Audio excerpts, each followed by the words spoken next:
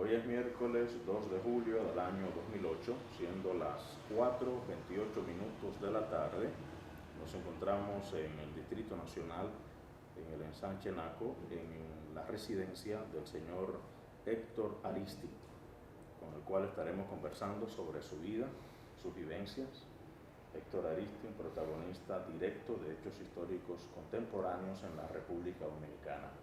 Esta conversación está enmarcada dentro del proyecto Voces de la Revolución de Abril del 1965, por el Archivo General de la Nación, la asistencia técnica en video de Jocelyn Espinal y un servidor encargado del área de producción de Fuentes Orales, Pedro de León.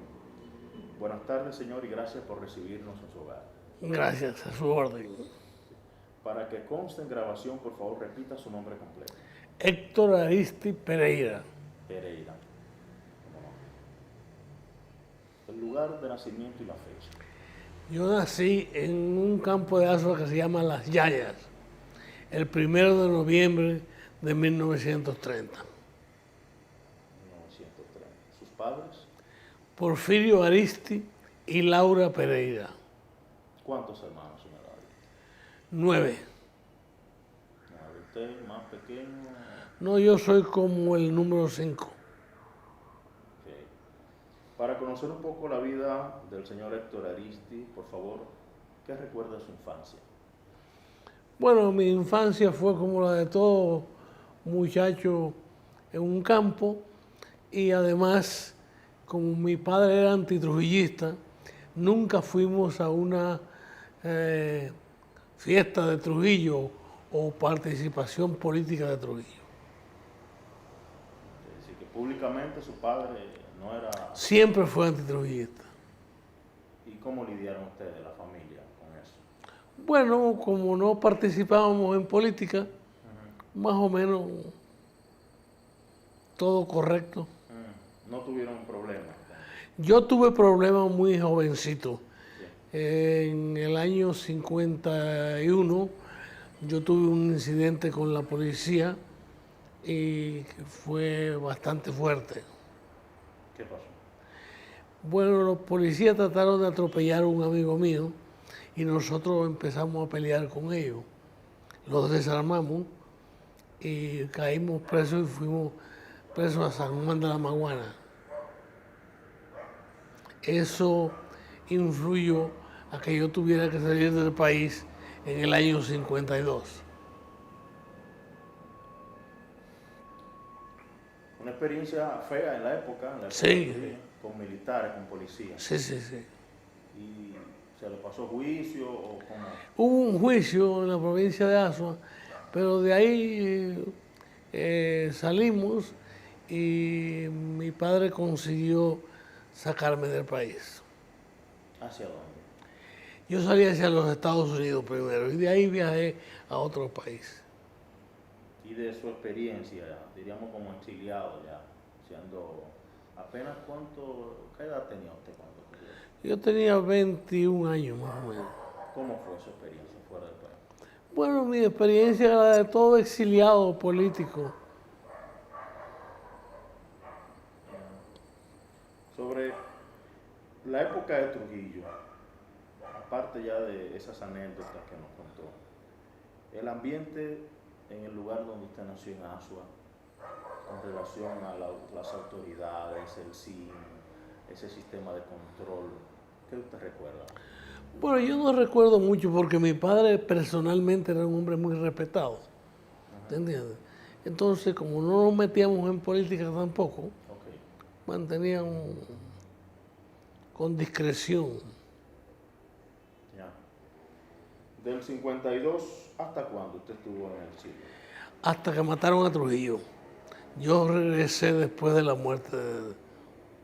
En el 61. Sí. Ya. Su vinculación, ¿cuándo empieza a nacer en el señor Héctor Aristi ese deseo de lucha patriótica? Yo participaba en un movimiento revolucionario que se llamaba Frente Nacional Revolucionario en el Exilio y cuando regresé aquí, regresé como exiliado político. en el 61. De ese frente, háblenos un poquito más. Bueno, los que dirigíamos ese frente estaba el doctor Salvador Barina y Fernando Ortiz Ariza y otros en Nueva York. Y regresamos esos tres. Fernando Ortiz Ariza, Salvador Barina Guascú y yo. Regresamos. Pero cuando mataron al doctor Estrella Lee en el Puente Duarte, yo fui deportado otra vez, ya en el gobierno de Balaguer. Ya, seriamente, ¿no? Bueno, pero los aprestos del Frente Nacional Revolucionario, ¿con qué visión trabajaron ustedes allá en Nueva York? ¿Cuál era La visión de nosotros era una visión nacionalista, independiente, con una claridad mental que no se había visto aquí todavía en República Dominicana. Defendíamos los principios del país y contra la tiranía y contra las arbitrariedades que sucedían también en el país. Okay. El señor Héctor Aristi llega al país, existe una crisis, unas tendencias extremas. ¿Cómo se hace en lo que es ese caldo político, los Trujillos, el Consejo de Estado? Bueno, nosotros participamos en todas las actividades políticas de esos días, hasta que mataron al doctor Rafael Estrella Lee en el puente y ahí volvieron a deportarme. Yo volví y reingresé al país unos días después. Lo que indica que las autoridades lo veían a usted como una persona de tendencia. Nos veían con tendencia de izquierda, muy militantes. Muy activos, muy dirigentes, ¿no? Okay. ¿Lograron aglutinar simpatías aquí en el país? Bastante simpatía en un corto tiempo. ¿Y el PRD, el 14 de junio? Bueno, cuando nosotros regresamos aquí, estaba ya el PRD, había llegado en esos días también, y por cierto que nos hospedamos junto con los PRDistas que estaban en el hotel comercial en el Conde, y ahí nos veíamos con Miolán, con Silfa y los otros. Sí. Castillo. Sí. ¿Y qué usted recuerda? ¿Habían pareceres, opiniones? Bueno, como nosotros teníamos una línea muy nacionalista, manteníamos cierta distancia, nos acercamos más a la gente del 14 de junio, que también ya comenzaban a estar activos en esos días. ¿Con quiénes, por ejemplo? Manolo Tavares, con los demás directivos del 14 de junio. ¿Qué impresión le daban ellos a ustedes?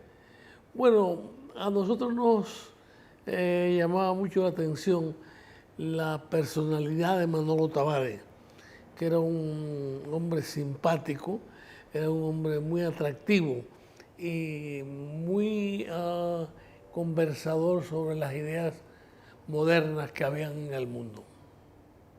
De acuerdo. Entonces, sale nueva vez al exilio, dice que en breves días vuelve otra vez. Vuelvo otra vez. ¿Cómo? ¿Cómo se hace usted para...? Bueno, pasé por el aeropuerto vestido de cura. Ya. ¿Quién lo ayudó? Bueno, nosotros lo preparamos y yo pasé como que pasaba por aquí y que iba a ir a otro país de América del Sur.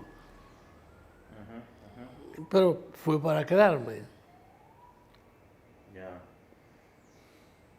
Manolo, el 14, puntos encontrados, la Unión Cívica,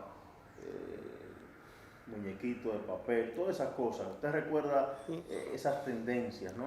Sí, yo recuerdo todo eso en esa época y nosotros participábamos en la parte activa. Ok. Y sobre lo mejor al campo, la guerrilla, golpe de Estado, ¿cuál era su idea para la década del 60? Bueno, cuando el Consejo de Estado yo fui nombrado subsecretario de Agricultura.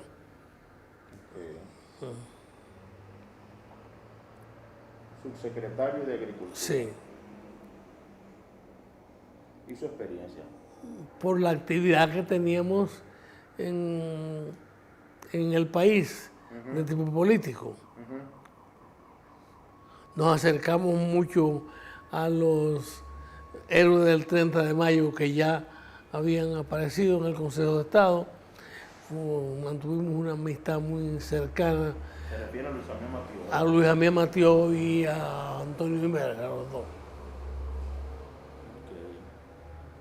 ¿Qué tiempo duró usted ejerciendo esa función de subsecretario de Agricultura? Yo estuve ahí hasta unos 9 meses. Yo renuncié. ¿Por qué? Bueno, porque no estaba de acuerdo con lo que estaba pasando. Activismo político. Sí. No había institucionalidad. ¿Cómo se podría explicar eso en la historia? Bueno, se podría explicar muy fácil, porque cuando usted no está de acuerdo con lo que está sucediendo en un gobierno en el cual usted está, ¿usted qué tiene que hacer? Irse. Y eso fue lo que hicimos.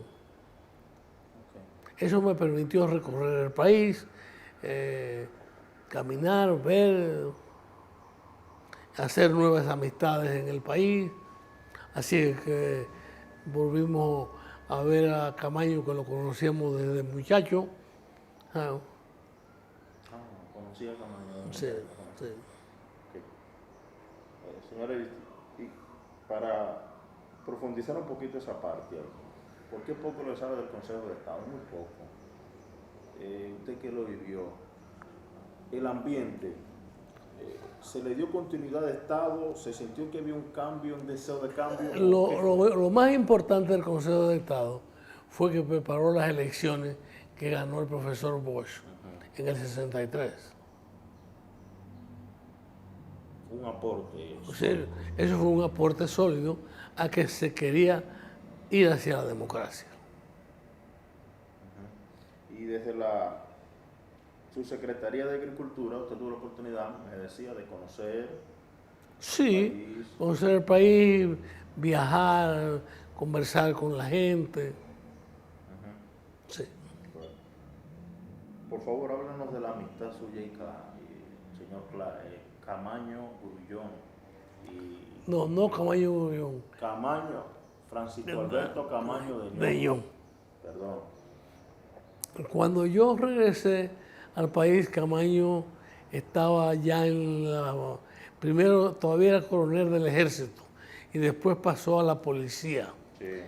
Cuando él estaba en la policía, estrechamos más la amistad personal. Cuando estaba en la policía. Sí. Hasta el extremo que al coronel Camaño y al coronel Morillo, en esa época coronel, Morillo López, lo escondí yo en mi casa el día que tuvieron la contienda con Belisario. No sabía esa parte. Me han hablado de esa contienda, esos inconvenientes. ¿Y qué usted recuerda de ese día? Bueno, recuerdo yo la inquietud que tenía tanto Camaño como Morillo, porque estábamos esperando que iba a haber una reacción interna en la policía. Okay. Ya él estaba, por favor, refresqueme la memoria, se había creado ya los fuerzas de choque, los cascos blancos, ¿verdad? Pues sí, ya había pasado todo eso. Ya. Entonces, usted que estuvo de cerca, ¿cuál fue el inconveniente en sí entre Belisario y Camaño? Bueno, Belisario tenía problemas de muchos negocios en la policía y tanto Camaño como Morillo se oponían a eso. Okay. No estaban de acuerdo. No estaban de acuerdo. ¿Y usted recuerda o supo de lo que ya el iceberg, lo que hizo copar inconveniente, diríamos. Sí, porque Belisario había mandado arrestar a Camaño y a Morillo y no pudieron. Momento de tensión. Sí, Ya. ¿Qué tiempo estuvieron en su casa? un día.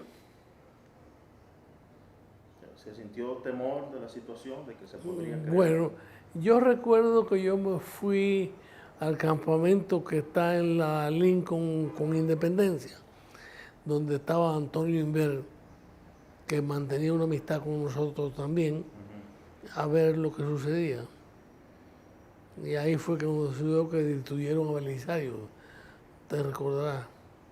Ya, de acuerdo. ¿Y qué más sobre esa amistad de Camaño? ¿Qué más? No, así. Y manteníamos siempre esos contactos. Ya. Hasta que Rafael Fernández Domínguez, que también yo había conocido, había hecho una amistad con él, entró al país clandestino para conversar con Camaño para que participara en los hechos de la reposición del gobierno constitucional. De acuerdo. Pero antes de llegar ahí a esa etapa, que desearía profundizar bastante, el efímero gobierno de Juan Bosch, ¿qué usted recuerda? Bueno, yo recuerdo que Juan Bosch mantuvo las libertades del país, se oponía a que hubiera represión y mantuvo un gobierno bastante honesto. Con experiencia en la administración pública ya, con visión revolucionaria, si se quiere, y de lucha social, ¿cómo usted enjuicia esos 7 meses? Bueno, los 7 meses de Bosch fueron el comienzo de las libertades reales en este país. Y además permitió que los grupos que mantenían diferentes ideales se incrementaran. Okay. El golpe de Estado, en ese compás de esos meses de mucha tensión, ¿se podría hablar de una gestación, de una conspiración? Bueno, hubieron muchas conspiraciones. Habría una conspiración permanente de la parte de los ex cívicos, como decían los de la Unión Cívica Nacional, que escaló hasta las Fuerzas Armadas. Y eso fue lo que causó el golpe de Estado. Y la oposición que Bosch mantenía a la represión contra la gente de izquierda. El papel de los militares, aparte de la influencia de los cívicos, de la parte del ala, diríamos, conservadora. ¿Recuerda esa anécdota de los militares invitando al presidente de la República a visitar la Fuerza Aérea, por ejemplo? Sí, eso, porque eso fue público, ¿te entiendes? ¿Qué les pareció a ustedes? Bueno, nosotros nos parecía que había problemas entre entenderse entre los militares con Juan Bosch. ¿No hubo una especie de acercamiento para una orientación? No. Nada de eso. De acuerdo. Posterior al derrocamiento del gobierno constitucional del profesor Juan Bosch, ¿qué ocurre con la vida del señor Héctor Ariztí? ¿Qué presencia? Bueno, yo había prometido a mi padre dejar la política y me había instalado un comercio de importación y exportación y me mantenía de esa manera. Tratando de cumplir. Sí, pero no podía porque todos los acontecimientos me llegaban a donde yo estaba. Mantenían al tanto. A tanto. Por ejemplo, de huelgas, protestas. Todas esas cosas, Sí, ¿no? todas esas cosas, porque hubieron muchas huelgas y muchas protestas. Y su sentir, ¿cómo usted lo Bueno, recuerda? yo sentía que venían problemas en el país. Y además, con Rafael Fernández Domínguez, yo me mantenía enterado de lo que estaba sucediendo. Cuéntenos de eso, señor María. Eh, Rafael Fernández Domínguez, con el señor José Azcárate, que trabajaba en la Caribbean Motor, siempre iban a mi casa a conversarme y yo les decía que fueran a ver al profesor Juan Bosch. Y una vez Rafael Fernández Domínguez fue a ver al profesor Juan Bosch. Lo que trataron no recuerdo. Pero usted le sugirió eso. Sí, sí, sí, sí. Y él fue. Entonces, fueron sucesivos encuentros en su casa ya. Sí. ¿Y qué usted percibía? ¿Era un plan orquestado, el deseo ferviente de él de restaurar el gobierno de Juan Bosch? Bueno, él nunca estuvo con el golpe, en primer término. Y en segundo, del mismo día del golpe, él salió a la calle tratando de reponer a Juan Bosch. Pero yo recuerdo que el señor Viñas Román le mandó a decir que eso era muy peligroso, porque podía pasar algo fatal en el palacio. Y por eso no se pudo reponer a Juan Bosch. Fue Villa que le dijo eso. Villa le mandó a decir. Ok. Así que usted llegó a escuchar de él lo planeado por los llamados grupos de los 12, ¿verdad? Sí. Los 12 oficiales de San Isidro. Él le comentó algo al respecto. Sí, sí, sí. Él me mantenía al tanto de lo que estaba sucediendo. Por eso cuando él se va, que vuelve, es en mi oficina que él habla con Camaño. En la San Martín, esquina Rococochía. San Martín. Esquina Rococochía. Usted dice cuando él retorna, que es traído, ¿no? No, él retorna, a él lo ponen de agregado militar en España y de allá viene hacia Puerto Rico, habla con Bosch y viene a Santo Domingo por 3 días. Y habló con Camaño en esos 3 días. ¿Tuvo acceso usted a lo que Sí, se trató? más o menos. ¿Podría, por favor, contarnos? Bueno, lo que se trataba era de prepararse militarmente para dar un golpe de Estado a favor de la constitucionalidad. Todo eso se trató en su oficina ya, Se trató, parte de eso. sí. Y la respuesta, la reacción de Camaño. La reacción de Camaño fue positiva. Entonces podría asegurarse para la historia de que el deseo del retorno a la constitucionalidad inició entre esos líderes, ¿cuándo? Más o menos. Bueno, ellos eran militares y se conocían. No es que inicia la amistad entre ellos en ese momento. Pero la participación de Camaño comenzó ese año, Estamos hablando del año 63, del 64. del 64. Sí. Ok. Más o menos, el grupo de los complotados, estamos hablando de militares, civiles, usted mismo, ¿quiénes más? Bueno, estaba Molina Ureña, que era parte, estaba la parte de Peña Gómez del PRD. Ya. Militares de diferentes rangos. Militares de diferentes rangos. Estaba Lola Fernández, estaba Orguín, estaban toda esa gente. Es cierto que la fecha para la ejecución varias veces fue pospuesta, Un par de veces fue pospuesta. que no está previsto que sea un 24 de abril. No, no, no, no. Más o menos, ¿cuál era el plan? El plan era tomar los mandos militares y que a Camaño le habían encargado de tomar la fortaleza de Osama, donde él había sido jefe de los Cascos Blancos. ¿Y usted? ¿Qué- Bueno, yo participaba con ellos porque yo estaba a favor de esa idea. ¿Cuántos años usted tenía? 31.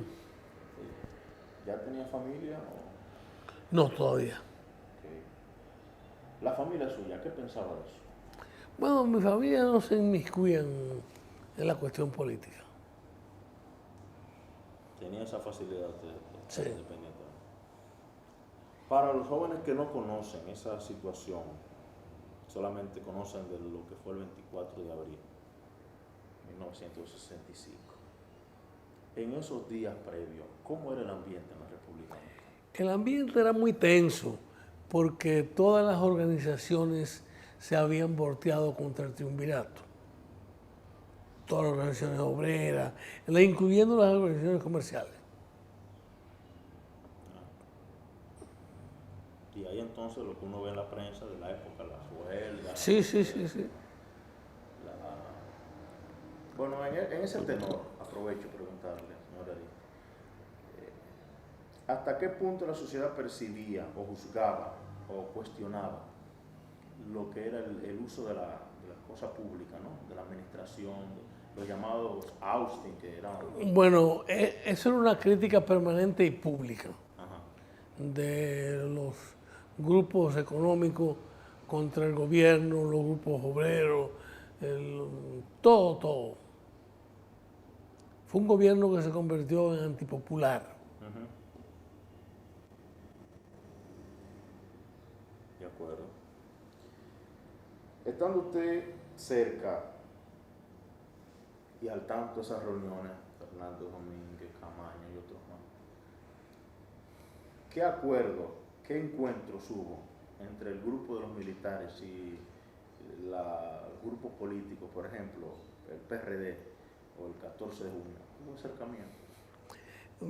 El 14 de junio no estaba participando, no, porque ellos no tenían mucha fe en los militares, pero con el PRD sí se participaba en permanencia. Okay. La experiencia del señor Héctor Aristi cuando estalla la guerra de abril, ¿cómo fue? Yo estaba en cama y como yo mantenía contacto con muchos militares, me fueron a buscar a mi casa y fuimos para el kilómetro 14, donde estaba una compañía militar ahí, De la autopista Duarte. en la autopista Duarte. ¿Con qué propósito lo llevaron aquí? Bueno, como yo estaba con ellos creían que yo tenía alguna experiencia. Y ahí recuerdo que llegó Camaño, y recuerdo cuando el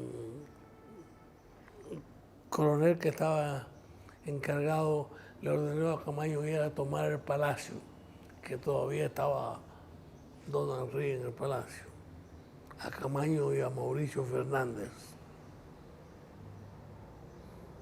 un primo de Rafael. ¿Qué más usted recuerda de eso? Bueno, yo recuerdo eso, que yo me quedé ahí con unos militares, ese día nos bombardearon y después salimos todos para la calle a caminar y a buscar los militares que ya estaban en la calle con nosotros. Eso fue el campamento 16 de agosto. No, el campamento que estaba aquí en la Duarte. La UNFU. La UNFU, sí. ¿Y usted estaba ahí cuando fue ametrallado? Sí. ¿Cómo fue eso? Bueno, vinieron unos aviones y ametrallaron el campamento. ¿No salió herido? No. De eso. Me cuentan que el coronel salió con un gran impacto emocional desde ese día. Bueno, Yo no recuerdo, porque yo no lo vi ese día más que al otro día en la noche.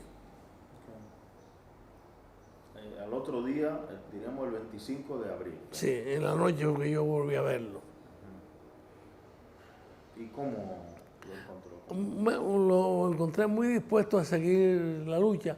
Ellos venían de la parte alta y volvimos para el puente en esa misma hora. ¿Qué fue el puente? Sí. El primer, diríamos, enfrentamiento al puente, ¿qué usted recuerda? Bueno, el enfrentamiento del puente yo recuerdo que Camaño con Chibú cogieron por el centro y Montearachi le siguió a la izquierda y yo fui por el otro lado con Lora Fernández. ¿Se pusieron de acuerdo sobre los flancos? Sí. Porque ya la gente de San Isidro había penetrado algunos puntos de este lado del puente, Me dicen que hasta la Escuela Perú llegaron. más o menos. ¿Y cómo fue eso, esa situación? Bueno, fue una situación de batalla militar y el pueblo estaba muy dispuesto, porque el problema es que la participación del pueblo fue muy efectiva.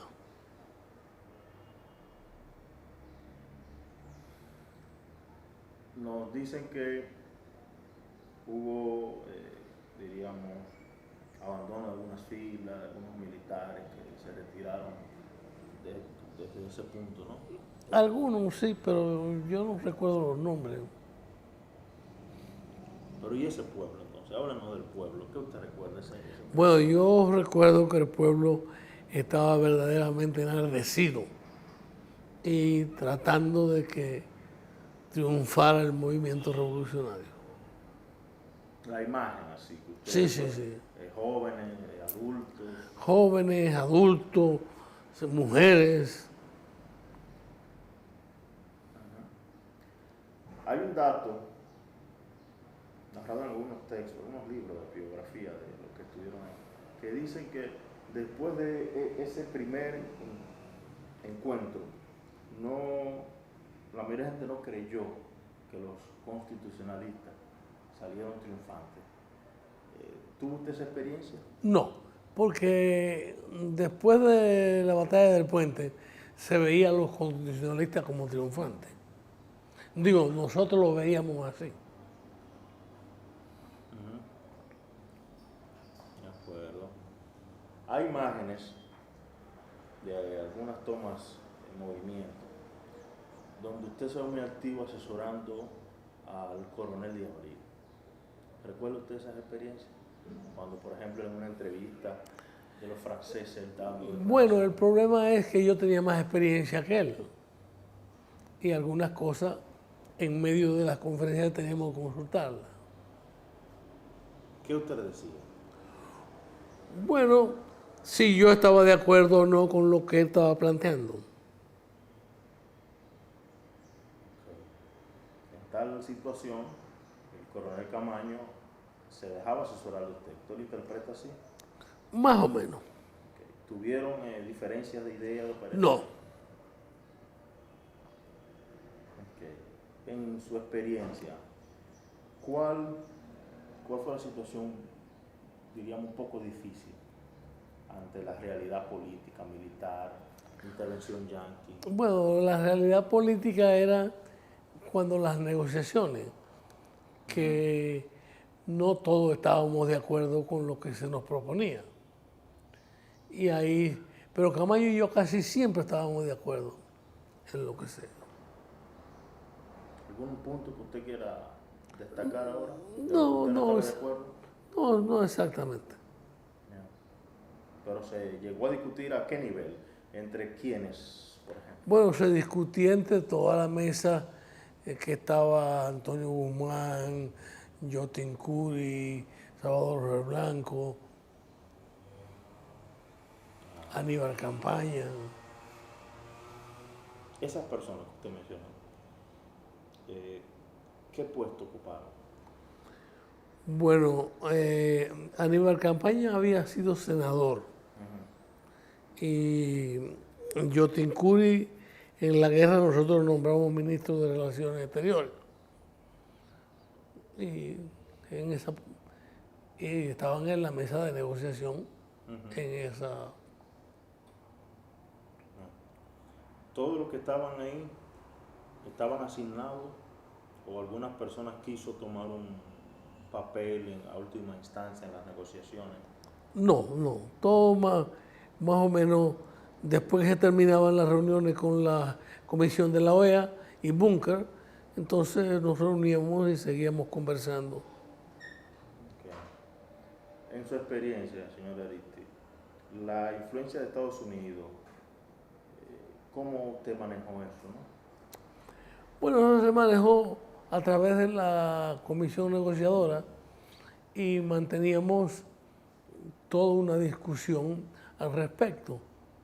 Manteníamos lo que está escrito en la historia de posiciones claras en ese sentido. Okay. Si usted nos da la oportunidad, quisiéramos escuchar a viva voz lo que fue el día a día de la guerra, cosas que no están escritas, ¿no? Bueno, cuando no se estaba negociando, se estaba peleando. Pero el sector constitucionalista mantenía una coherencia muy importante. Ya se habían unido los del 14 de junio a la guerra y los otros grupos políticos. Entonces se mantenía primero la discusión entre nosotros y después la discusión hacia afuera. Era una experiencia muy innovadora, una experiencia de muchas libertades, una democracia prácticamente madura, porque se discutían los problemas. Local, nacional, regional, político, social, económico, es mucha la vertiente que se puede discutir en un gobierno constitucional. Sí. En este caso, el gobierno en armas. Pero recuerde que nosotros teníamos limitación por el territorio que teníamos. Ok. Y ahí entonces surge la pregunta, ¿hasta qué nivel el alcance, la influencia del gobierno constitucional sintió el apoyo, tuvo ciertos contactos con el interior? Bueno, el apoyo se sentía porque nosotros todos lo recibíamos desde fuera de la zona que controlábamos.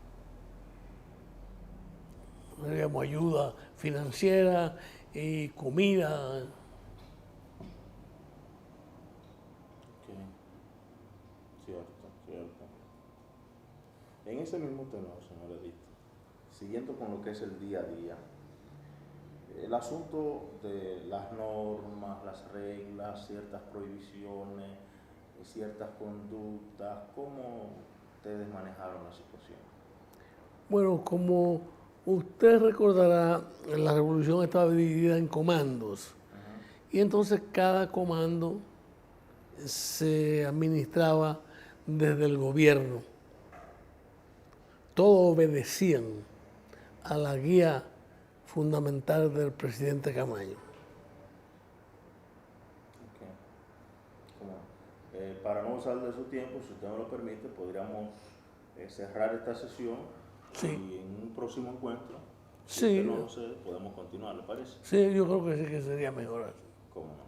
Pues déjeme cerrar formalmente. De esta manera concluye el primer encuentro con el señor Héctor Aristi, un protagonista directo de hechos históricos recientes, específicamente basándonos en el marcado del proyecto Voces de la Revolución de Abril en el 1965, por el Archivo General de la Nación, Jocelyn Espinal, Cámara y Pedro de León, encargado de producción de fuentes orales.